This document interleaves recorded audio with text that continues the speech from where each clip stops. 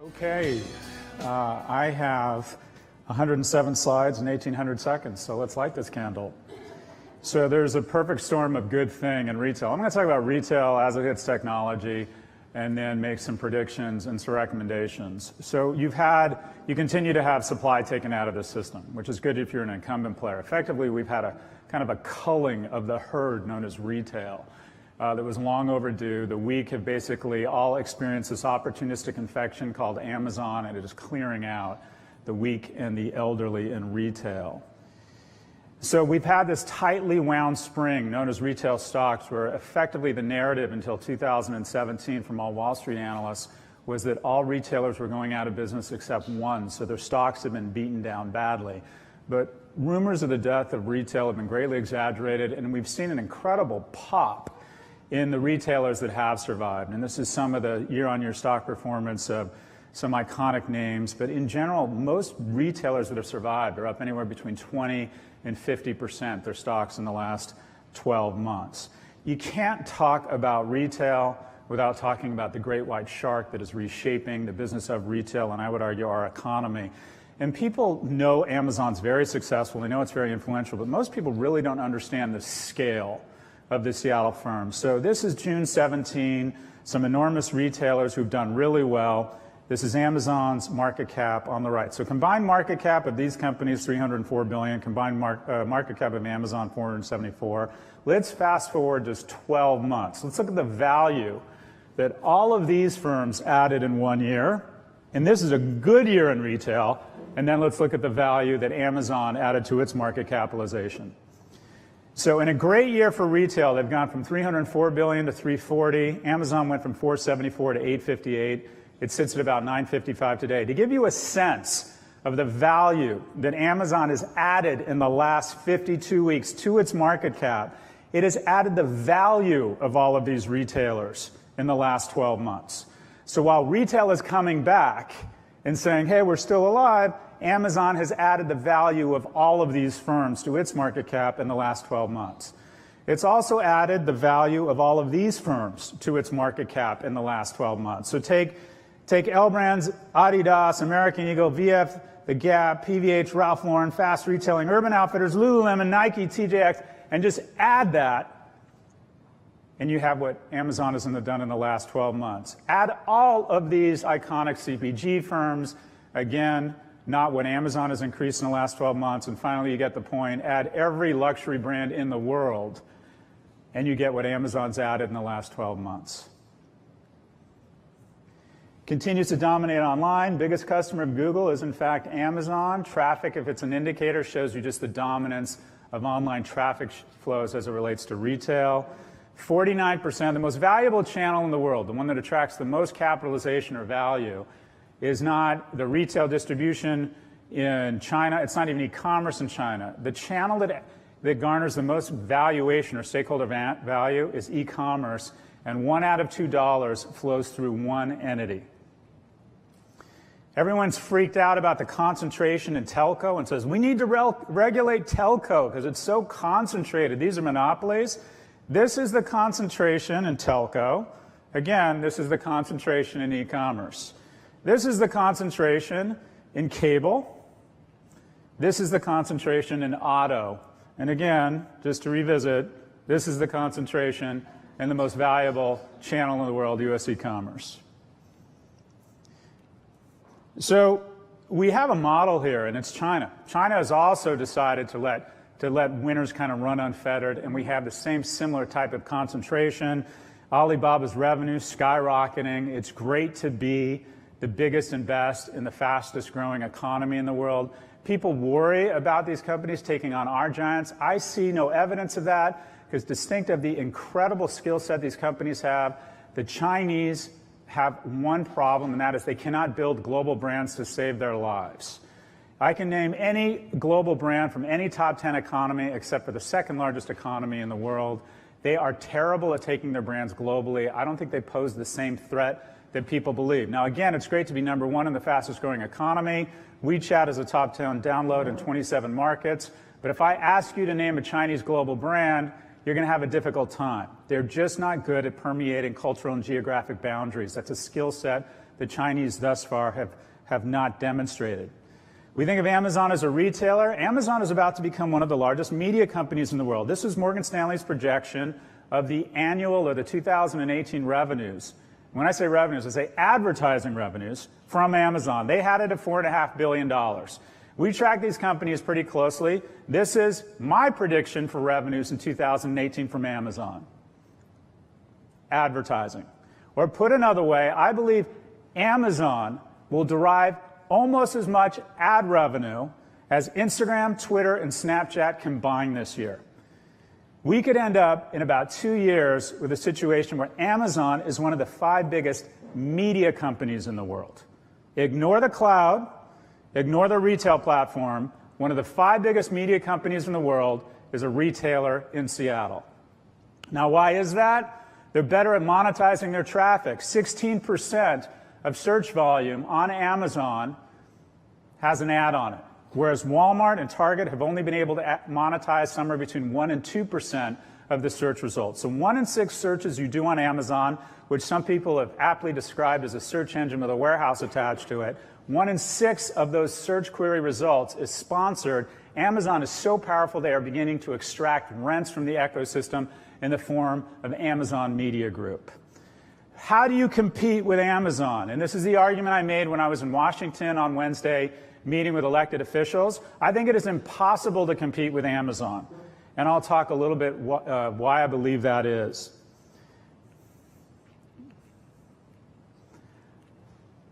So we have the fastest growing retailer in the world. We now have holidays invented around Amazon.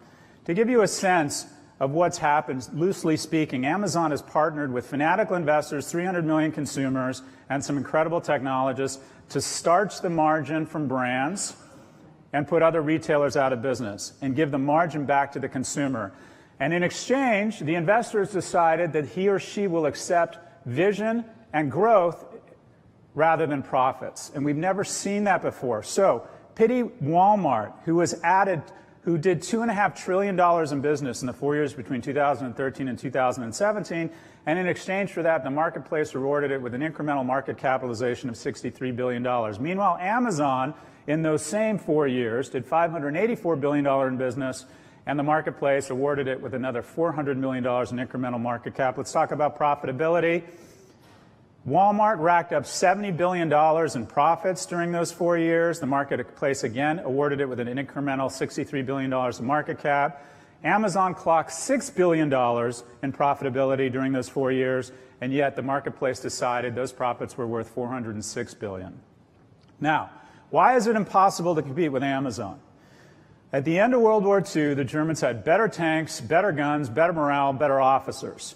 But the Allies had cut off their supply routes, and we had 38 gallons of gasoline for every 1 gallon they had. So we literally overwhelmed the Axis force with gasoline and brute force. We had shitty tanks. We would just surround their Tiger tanks on the field and drive around them until they ran out of gasoline.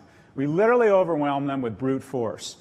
Amazon is the company that shows up to any given sector with 38 gallons of gasoline.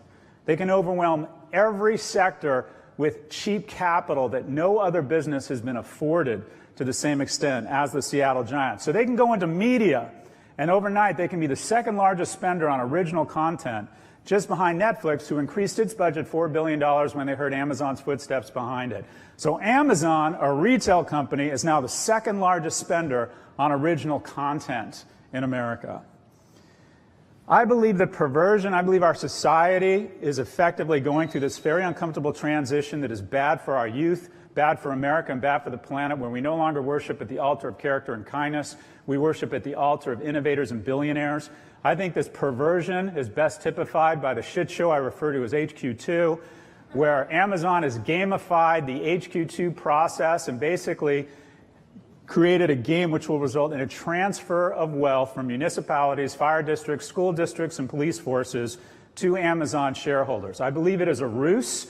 I believe they have absolutely no intention of being in any of these 18 cities. I believe this game was over before it started. Where will their headquarters be? It's very simple. If you are the wealthiest man in the world and you're 54, and as someone who's in his 50s, and is fairly economically secure, obviously not on the same magnitude, I can tell you start measuring your life in days and weeks. I have 10 more Christmases with my youngest son. I have 35 more on this planet. I don't do pretty much anything I don't want to do anymore. So query me this: if you're the wealthiest man in the world at $165 billion, which means you have more options than anyone else in the world, are you going to decide to spend 3 months a year, much less 3 minutes, in Indianapolis? Let's again talk about human behavior. The way it usually goes down in households in terms of what's best for the welfare of the children is dad's an influencer and mom is the decider. If you're Miss Bezos, again, tied for #1 as the wealthiest person in the world, and you endure rainy Seattle 10 months a year, are you going to decide that you and your kids should spend more time in Toronto? This was over before it started. The Bezos have 2 houses, one in New York, one in D.C. The next headquarters will be D.C. because the only thing in between Amazon and $1 trillion and $2 trillion in market cap is regulation. No one is going to regulate the gentleman throwing out the first pitch of the 2019 Washington National seasons, which will be Jeffrey Bezos. All of this has been a ruse. It's been a shit show, and it shows how perverted we are at the hands of technology and quote-unquote innovators. Good stuff. This is all a lie and wasted people's times. New Jersey's offering $7 billion. Amazon will take the most ridiculously insane term sheet, give it to someone in the D.C. metro area and say, match it. They will be unable to resist detonating a prosperity bomb in Times Square. They will make a stupid deal. Amazon is headed to the D.C. metro area. By the way, it's going to be super, super embarrassing if they pick Indianapolis this afternoon.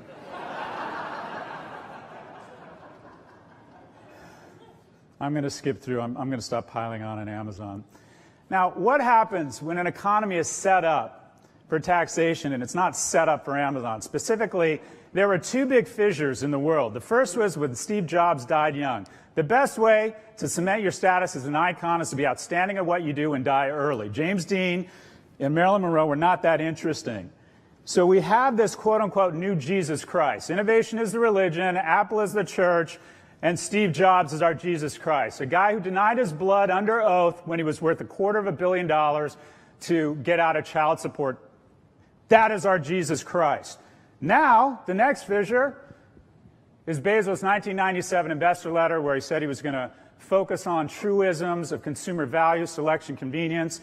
You listen to the guy speak, you want to buy stock, and we have never had a company become the most valuable company in the world without achieving meaningful profitability, which creates real problems for our economy. Why? Because since the Great Recession, Walmart has paid $64 billion in corporate income tax, and in the same period, Amazon has paid $1.4 billion. What does it mean when the most successful company in the world doesn't pay taxes?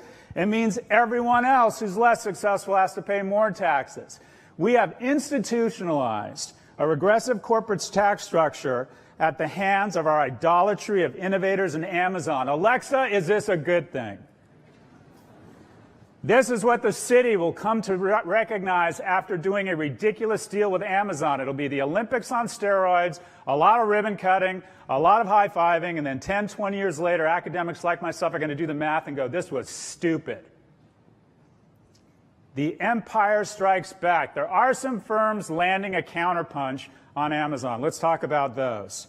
Online grocery is about to be the most innovative part of U.S. retail. It was asleep for 30 years.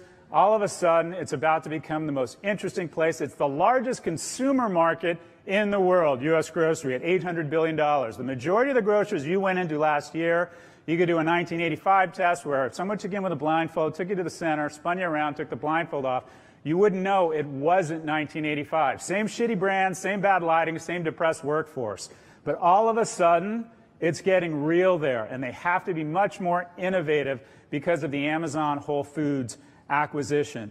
For inspiration, look to other countries that are most similar to us, Britain and France in terms of density. The most interesting thing in retail is actually a fairly boring thing, and it's called click and collect. And it's at the hands of Walmart, who is about to become not only the biggest, but the best grocer in the world. The Net Promoter Scores on Walmart grocery are here. The in-store experience is here. So the easiest way for Walmart to increase their NPS and the perception of their product and service without incremental CapEx or a nominal incremental CapEx is to give people groceries without forcing them to come inside the store. In addition, about 40 to 60% of U.S. population can go 2 to 3 minutes out of their way to and from work to pick up groceries. Walmart is going to redefine convenience. It's not that convenient for the majority of America to get home and find a yellow sticky saying we were here and couldn't deliver. Porch piracy, the majority of dual income, working homes, single mothers, that's the majority of America. They're not set up for last mile delivery, and Walmart has figured that out. Click and collect is the most exciting thing in retail, in my view, over the last 12 months. Walmart purchased Flipkart. They overpaid because they had to. They could not afford to have Amazon putting out press releases every 24 hours saying we're now the fastest growing e-commerce player in the biggest economy in the world, and we're now the fastest growing player in the fastest growing e-commerce market in the world, India. This was a blocking move. They overpaid, but it was worth it. Just as the purchase of Jet.com, I said 15 months ago, was a midlife crisis, spending $3.5 billion on hair plugs, I was wrong. It was a smart move because it gave Amazon the ability for 4 quarters to say we're not growing our e-commerce at 6%, we're growing it at 60%. Amazon is actually landing counterpunches on the Seattle giant. Putting out press releases, the gestalt of majority of old economy firms is to underpromise and overdeliver. The gestalt of innovators with fanatical investors is to overpromise and underdeliver. How many times has Tesla met a production target? Anybody here gotten anything recently from a drone? These companies, Amazon will file a patent for a floating warehouse because they know that the media trolls patents and then writes about it. Traditional media has been co-opted into being Amazon and big tech's outsourced investor relations department. Why do they not advertise? Because they don't need to. Old media is obsessed with them. In addition, Amazon sees that the Wall Street Journal and Forbes picks up on their floating warehouses, so files another patent for defending against projectiles fired at their floating warehouse. This is all true. You want to understand a company's strategy? Look at its site redesign. Amazon has decided to focus on click and collect and talk about their distribution as opposed to their in-store experience. Why? Great groceries cooked at home is a great experience. The in-store experience isn't. This is genius. They're also actually less expensive than all of these firms on a basket test. And I think they're going to start going to their roots and talking about this is, in fact, the best place to buy groceries. So some predictions. Walmart's the winner in 2018. We're going to see an explosion in the last holdout of e-commerce grocery. It's going to inspire an arms race around innovation in traditional brick and mortar. Amazon's fresh grocery offering is one of the few places they have stumbled and will continue to underwhelm. And this click and collect from Walmart is going to put a lot of pressure on traditionally somewhat stale large box formats. Other counterpunch. The baton has been handed off. This was the most transformative piece of hardware in the history of mankind. It literally reshuffled trillions of dollars in stakeholder value. It has been passed off to the new item that is the most innovative hardware product of the last 10 years that will also reshuffle trillions of dollars in market capitalization. And that item is Amazon's Echo device. And as you can see, Amazon is about to pass Apple in value. I've been predicting for a long time Amazon would be the first trillion-dollar firm. I got it wrong. It was Apple. Amazon will pass Apple, I believe, in the next 60 to 90 days, and we'll never look back. So we have a big growing audience here. There's signals that voice is incredibly powerful. Its adoption rates among the elderly and kids is greater than the general population. Anyone who has kids sees how powerful and how natural it is to interact with voice versus a screen. What's interesting here is that Google has, in fact, counterpunched. As of last year, Amazon had a 70% share of the technology of the future, voice. And overnight, it feels, Google has made real inroads and has taken substantial share away from Amazon. Google's focused on personalization. Amazon focused on commerce. It looks like commerce is off to a slow start. However, I think it's just early. This is Google's AI around shopping. Can I help you? Hi, I'm calling to book a women's haircut for a client. I'm looking for something on May 3rd. Sure, give me 1 second. So Sure, again, what time are you looking for around? this is a computer speaking to 12 a hair p.m. salon. We do not have a 12. So you get the idea. There's some very exciting things about AI. Unfortunately, AI will be used as a whistle call for nationalist fear-mongering to try and stave off the breakup of big tech, who have running out of excuses of why they continue to abuse the Commonwealth, and they'll start saying, but wait, if you do anything to us, the Chinese are going to take over with AI.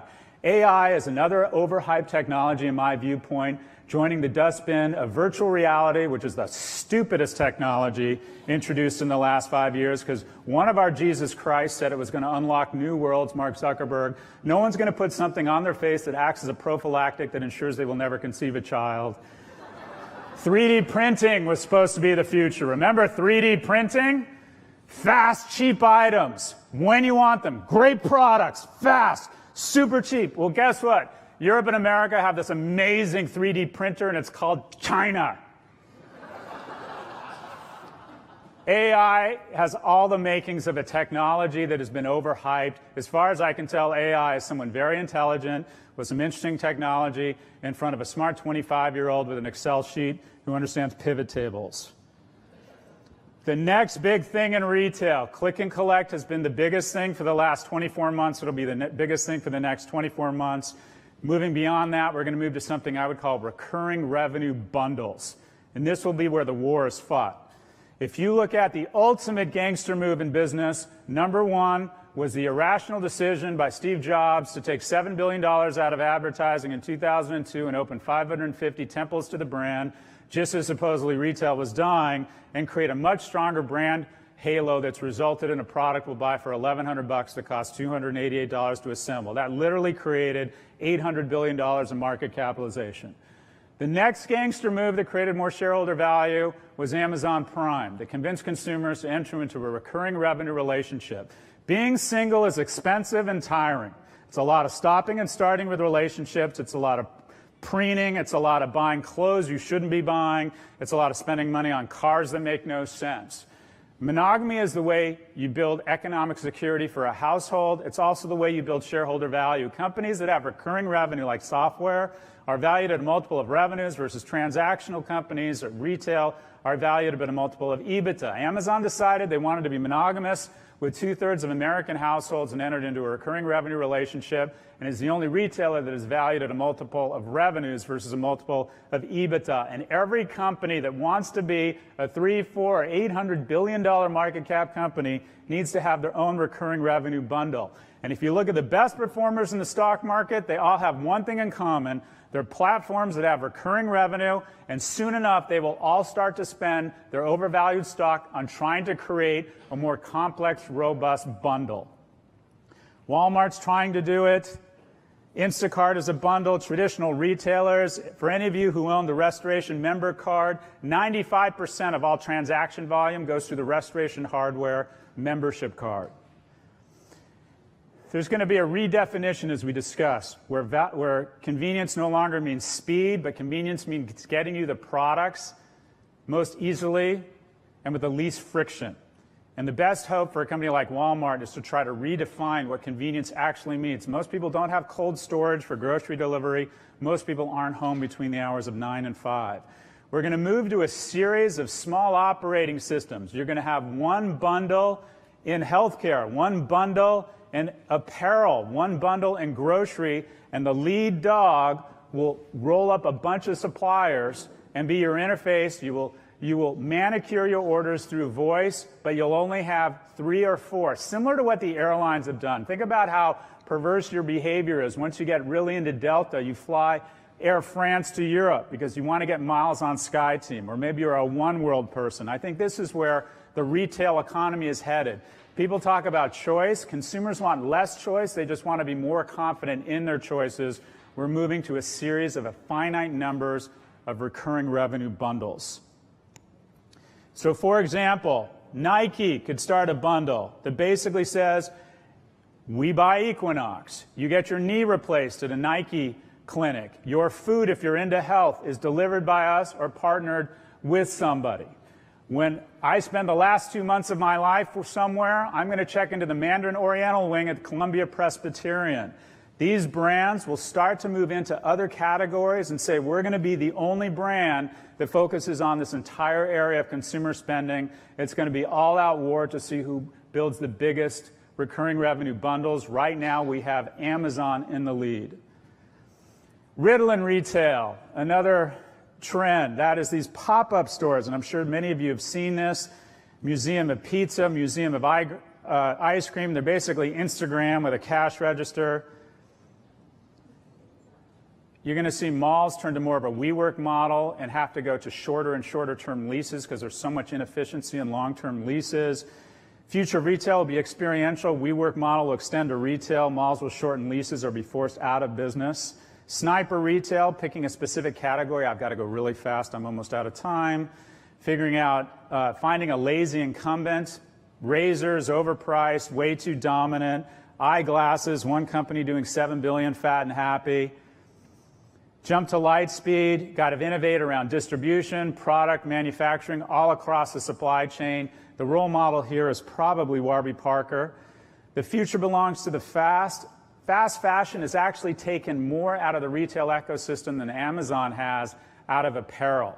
The only regression line I can calculate with growth in retail is the agility of their supply chain, or simply put, the more time you turn your product, the more likely your revenues are going to grow or outpace your competitive set. Here are retailers with fast supply chain and the number of interactions they have on Instagram, creating a sense of urgency versus the old guys. Now, agility means a lot of different things. It can even mean repackaging or existing products, or creating a sense of urgency, as Everlane does when they announce limited edition drops only to their best consumers.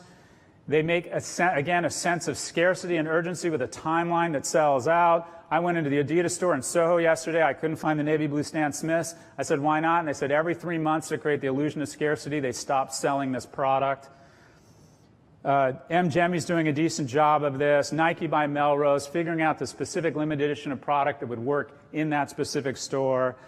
Kylie Jenner lip kit, trends on Google, the best and brightest beauty brands track their trends on Google and Instagram, and then we repackage their own products and put it out where Google recognizes those keywords and starts popping it up and pimping it in organic search. The world really does belong to the fast, not to the big. Predictions, supply chain agility and scarcity value are the keys moving forward. Fast fashion will disrupt other categories. E-commerce profitability will be directly tied to differentiation via product, service, or value proposition versus the cheapest price. What else?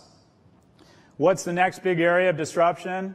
It's easy to pick a sector that's ripe for disruption. Just look at its pricing relative to inflation. The two sectors that have not been disrupted, that have the greatest disparity between underlying innovation and price increases, are my industry, education, where I teach 170 kids every Monday night, $6,000 a kid, 1.2 million, 12 nights. It's $100,000 in tuition, mostly taken on in debt for me and a projector for 2 hours and 40 minutes. My agent takes 97%, but it's still unsustainable. Retail is the other sector.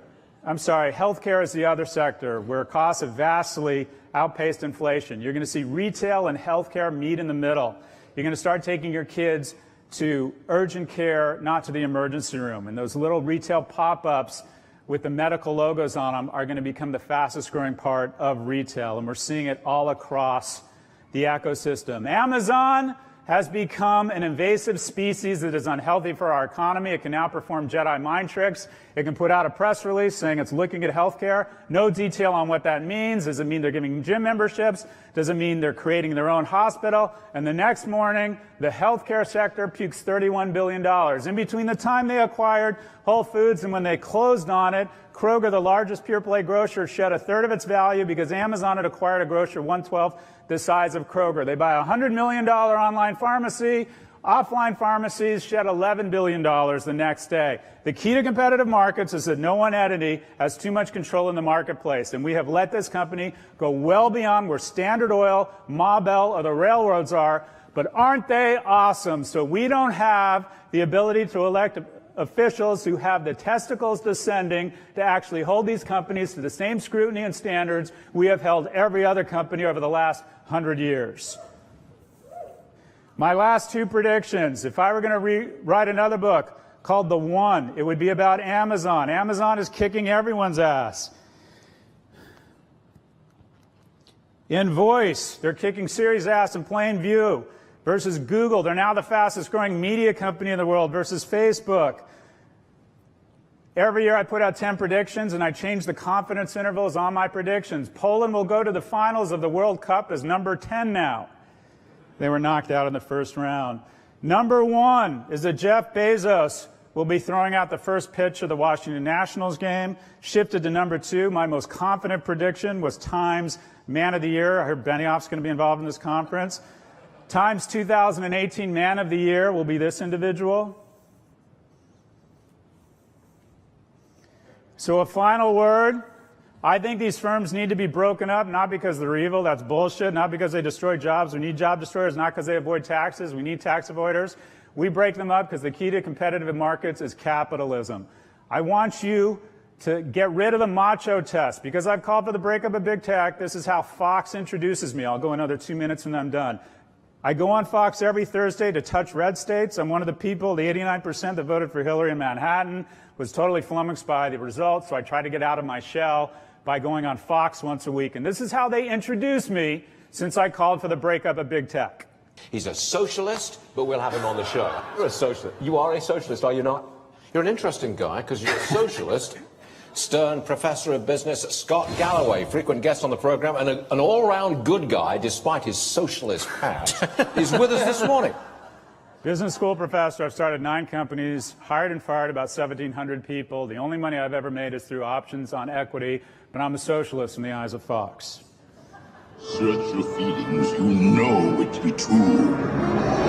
Put aside the gag reflex about Western values and competitiveness and answer me this. I want you to do what Darth Vader urged his son to do. Imagine the ecosystem we're in now. Apple, Amazon, Facebook, and Google. Imagine a second ecosystem. Amazon, AWS, Amazon Fulfillment, Apple, iTunes, Google, YouTube, Google Cloud, Facebook, Instagram, WhatsApp, Messenger, Apple, iTunes. Which ecosystem has more jobs, a broader tax base, more M&A, more VC-backed funding, fewer billionaires but more millionaires? Search your feelings. You know this to be true. We don't break up big tech because they're evil. We break up big tech because we are capitalists, and it is time. My name is Scott Galloway. I teach at NYU, and I appreciate your time.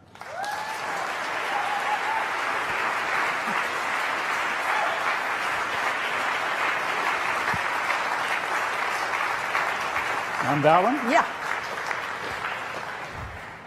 You can see why I picked him as a podcast partner. He has some opinions. So we're going to get questions from the audience mostly, but I want to sort of, what do you think about Amazon? By the way, I love Amazon. I use their products. I've owned their stock for 7 years. Amazon is the largest recruiter out of my class. They'll hire 14 students this spring out of the 170 kids. Love the firm. Think they're great people. Think they've done a great job.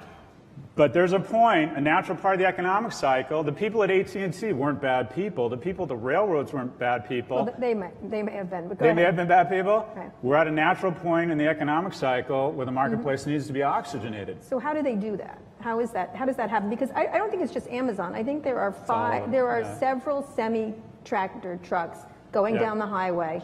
Facebook. I would say Facebook, Google, and Amazon are probably, and I don't think Apple is, because I think there's Apple's a lot of tougher because there's a lot of competition in that area. So those three sort of run the highway, and no one can get around them, and they don't precisely compete with each other, but they're blocking everybody else that I can tell, each one of them. Yeah, and if you look at, so if you believe CNBC or the Wall Street Journal, you would think this is this era of innovation. But if you look at the data, 40 years ago, there were twice as many new businesses being started as there were today. So the era of innovation was when Jimmy Carter was president. Because despite some very well publicized examples of people like Warby Parker, it is very hard to break through and start an e-commerce company. Impossible to start a search engine. Facebook has a technology now that goes out and tracks any app that's getting traction and then incorporates those features into its own apps or puts it out of business. Imagine the top 4 retailers, Walmart, Kroger's, CVS, and I forget the fourth, Home Depot, if they woke up every morning and said, we need to put number 5 Target out of business, hire the people, big discounts in those areas, that's what's happening in the app world right now, because the 4 largest apps, all owned by one company, have squared their sights on Snap. What would regulators do? The DOJ needs to file an action. It won't come out of DC. DC lacks the will and the IQ to take on big tech. It'll probably come from a red state. A red state AG will see that the blue line path to the governor's mansion is to make a populist argument against big tech, similar to what happened to tobacco. And then the other place where it's really going to get interesting is where all the wars of the 20th century broke out, and that's continental Europe. I think Brussels and red states. Interestingly, Trump has attacked Amazon quite a bit on a different level, though. But I always feel like he has a lizard brain for certain things. The president has accidentally inoculated big tech or reduced the likelihood of regulation, because his attacks are ham-handed, ill-informed, and lack grammar.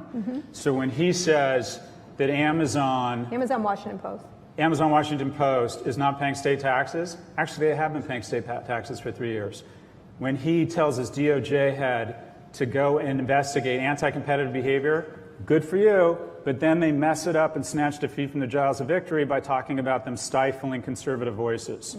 I mean, we've talked about this. They don't look left, they don't look right, they look down. Oh, rage causes more clicks than Nissan ads and shareholder value? Then give them the rage, regardless if it comes from the left or the right. So I worry that DC and the president are going to unwittingly create these ham-handed, stupid attacks. Big tech will use data and rational, measured arguments to counter those. So big tech will act presidential, the other is president, and what should be a bipartisan and they have effort. Products that people love. It's not going to be consumer-led. Right. But the argument that needs to be made is your Instagram isn't going away. If you break up Facebook, you're still going to get to share your photos. As a matter of fact, I think there'll be more innovation. The difference will be advertisers won't be forced to go on to one of 2 platforms. And I would bet you that one of the post-breakup firms with Facebook go, guess what? I can look you in the eye and guarantee we won't be weaponized by a foreign intelligence a division of Russia. Right now they're saying, there will always be bad actors. That's the bullshit you get from a monopoly or a duopoly. The New York Times, which you're writing for and I was on the board of, we could look any advertiser or reader in the eye and say, we guarantee you we will not be weaponized by a foreign government. And they managed to do it with $200 million in free cash flow. And yet Facebook can't make that guarantee with $20 billion in free cash flow. Break that shit up, and you will see a change. All right, then. Questions? Look at the audience like, oh, my God. Questions, come up to the front. You know I agree with you on that one. Go ahead. Come up to the front. What's my favorite part? Here, you want to, it's right there. Do you want to ask a question? Everyone's scared. You have to go. You have to go to the thing. Sorry. Everyone go to these things, and please ask questions. One of my favorite things is I get told all day long by internet executives how smart they are, and then when I start asking about things like Russia or anything else, they're like, it's carrots really hard. It's really hard. And so that's always my favorite part. Hi, I'm Shweta. I'm at RBC Capital Markets, cover internet names. Question on grocery delivery and Amazon. Yeah. So you think that click and collect with Walmart is leading right now in the market, and Amazon has partnered, or Amazon has 38 cities that they do Prime Now and Whole Food delivery, as well as now they're offering pickup in store. So what do you have to see Amazon do to really be competitive with what Walmart is doing in grocery?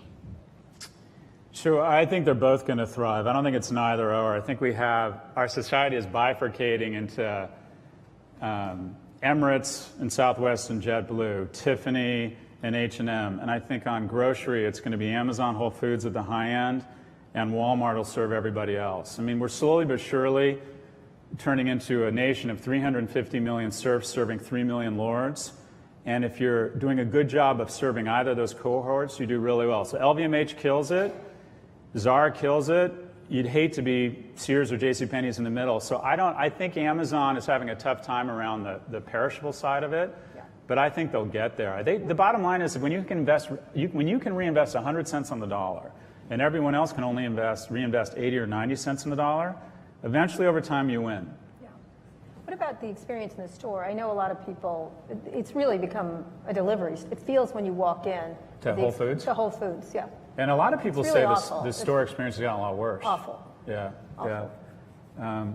Yeah, I can't speak to that. I'm not a Whole Foods customer, but yeah. It I changes don't the know. dynamic of it. It does feel like they're delivering. And people say their food's not as good now because Amazon's putting on their massive scale. That one I haven't noticed, but the experiential in the store that you're looking for not has as good? changed. No, it isn't. It just Yeah. isn't. It simply isn't for someone. Hi there, Jess from Miracle. You kind of glossed over the future of retail as experiential. Could you talk more about that? Sure. So while everyone's obsessed with artificial intelligence when you're in a retail boardroom is code for fire people in the store. That's what they mean when they talk about artificial intelligence. And I think it's a real shame that our technology leaders have trained young technology leaders to be obsessed with figuring out ways to replace people with technology. And that's where artificial intelligence is. If you look at the retailers who are doing really well, Home Depot, Sephora, Best Buy, they all have one thing in common, and that is they're making big investments in technology. They're keeping their eye on artificial intelligence.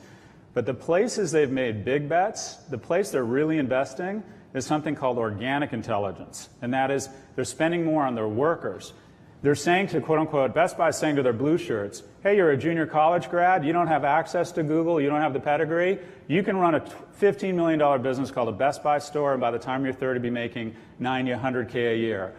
Home Depot and their gold aprons, creating a real sense of community. I was just down at Walmart with the CEO. He spent 2 hours meeting a line of people, of employees who had been working there for 30, 35, 40 years. Sephora and their cast, go into Sephora, it's inspiring. These are people, they find these people who are really passionate about helping a 53-year-old look 52 with a tea, some sort of tea extract under my eyes. Don't I look fabulous? You look fantastic. Seriously, look at me, I look fabulous. So I think the way to go if you're a retailer is to pivot and invest in organic intelligence, not artificial intelligence. Yeah, I think that's right. And it's from the Apple Store too. I mean, it's the Apple Store experience. Which remains with Angela, terrific to this day. the people are nice, they're friendly, they look good, they convince you they like you, and they're super interested in you. You've got to do one of two things. People no longer go to stores for products, they go for people. Yep. So you better have really, think about it, your people in the store are more important than your products, because they can get the products online for less. Yeah. All right, 2 quick ones. We'll finish these 2 quick. Hey Scott, I'm Nelson Wong. I'm with TheStreet.com. You mentioned that you met with some elected officials recently to talk about some of your ideas. I'm wondering what kind of reception you're getting, or what kind of traction you're getting for your, Who'd you meet with? arguments to break these companies up. So I've been totally uninvolved in Washington recently, and I met with Senators Warner from Virginia, Senator Bennett from Colorado, and I met with Representative Walden, Republican, who chairs the House Committee on Media, and I came away totally inspired. Yeah, they're great. I think these people are smart. Senator Bennett is a guy who was the school superintendent for Denver, got appointed to the center seat, and he seems obsessed with restoring health to the middle class. Yeah. I walked with Senator Warren to the Foreign Intelligence hearing, and all he could ask me about was Facebook and what could they do around regulation to ensure we weren't weaponized again. I'm not a fan of regulation. I think there's unintended consequences, so I tried to get them both onto antitrust. And then Representative Walden, who's a hardcore right guy, a lot of what I was saying about antitrust seemed to resonate. These people are sincere, they're smart. I should never go back because my viewpoint of Washington is really positive right now. Yeah, those were the right people. We have had a great interview with Senator Warner at Recode this year, which you should listen to if you want to hear more. Last question, quick. Hi, I'm Marielle from Criteo, and I work on the sponsored products business. I was most interested in your slides speaking to the sponsored product search results on grocery. A lot of smaller grocers, but still big in the grocery space, Kroger, Albertsons, Myers, Publix. They seem slow to adapt and almost uninterested or uninspired to include sponsored products. If you met with them, what would you say to kind of convince them that monetizing their search results is the way to go since the big guys are doing it? Money. Besides money, I offered that. I'm sure there's a good reason why it's really difficult, but Amazon's monetizing 17% of their search results, and every other retailer is somewhere between 0 and 1.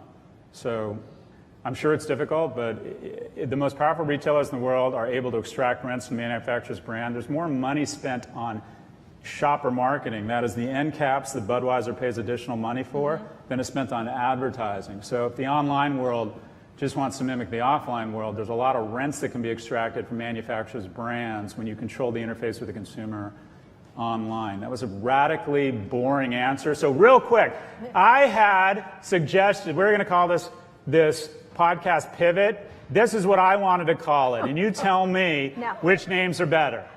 Every time I get an email back saying Not no happening. thanks or next from Kara. No, I it's wanted like- to call it Stable Genius. No. No, like, right? Frost Nixon. No. And then finally, funding secured. Boom! Back to you, Kara. Pivot, it will be. We're starting Pivot at the end of this month. It'll be Scott and I every week talking about all kinds of issues. We welcome all your feedback in terms of, we probably won't listen to you, but nonetheless, we would love feedback on Twitter and topics we should be talking about. And I'm going to put you on the spot one more time. What's the next big retail acquisition? You did well on the last one. The next big retail acquisition. Big You're one. putting me on the spot. You're going to see, it's not retail, but you're going to see a P&G and a Unilever. You're going to see two enormous CPG conglomerates, a Nestle, a P&G, a Clorox, a Unilever merge, because the only way to fight back against Amazon is to bulk up. All right. Thank you. Scott Galloway, Thank you. everybody.